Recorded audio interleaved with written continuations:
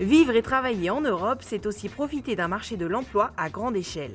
Que l'on soit au chômage ou employeur à la recherche de travailleurs, c'est donc l'opportunité d'étendre ses prospections à tous les pays de l'Union.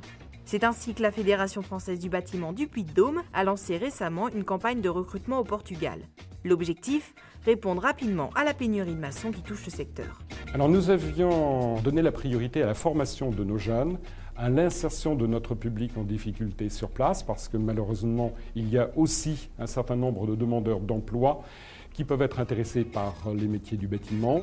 Ceci dit, il arrive un moment où les évidences sont là. Nous avons besoin à très court terme de main-d'œuvre hautement qualifiée, d'où la nécessité pour notre fédération de nous tourner vers le Portugal, parce que le secteur de la construction, malheureusement, est en crise au Portugal, ce qui fait qu'il y a un certain nombre de salariés qui aujourd'hui sont demandeurs d'emploi.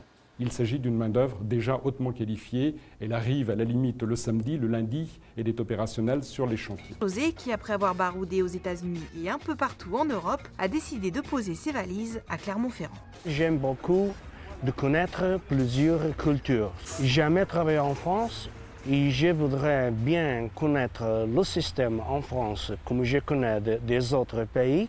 Aussi parce que j'ai besoin d'évoluer et apprendre différents systèmes de travail. Pour donner vie à l'initiative, la Fédération française du bâtiment s'est donc associée au réseau EURES. Alors, cette opération s'est organisée en partenariat avec les collègues du service public de l'emploi du Portugal et la NPE Service EURES, qui est le réseau européen des services publics de l'emploi. C'est un réseau qui est piloté depuis Bruxelles par la Commission. Donc nous avons simplement fait diffuser l'offre d'emploi au Portugal. Et nous avons reçu des candidatures, une centaine de candidatures de la part de travailleurs portugais. Face aux pratiques de certaines entreprises peu scrupuleuses, évoquer le recrutement d'une main-d'œuvre étrangère suscite forcément des inquiétudes. Pour la FFB, pas question de dumping social, il s'agit simplement de répondre aux besoins des entreprises. Le tout dans le respect des conventions salariales et du droit. La main-d'œuvre que nous faisons venir du Portugal va bénéficier de toutes les dispositions du Code du travail, des dispositions de nos conventions collectives. Donc c'est absolument pas de la main-d'œuvre au rabais que nous importons. Là-dessus, les choses sont très claires. La mobilité, des difficultés qui ne sont d'ailleurs pas toujours là où on les attend. Si la barrière de la langue a été vite surmontée, d'autres problèmes ont surgi. Le plus difficile, c'était le fait de travailler pour plusieurs entreprises à la fois.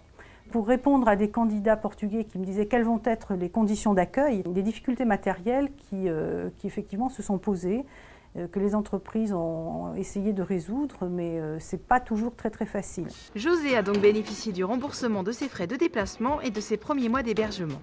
Et surtout, comme pour tous les candidats, son employeur s'est engagé à l'embaucher en CDI. L'initiative pourrait, pourquoi pas, être reconduite dans d'autres régions et étendue à d'autres corps de métier. Une expérience qui prouve en tout cas que la mobilité est possible dans tous les secteurs et à tous les âges.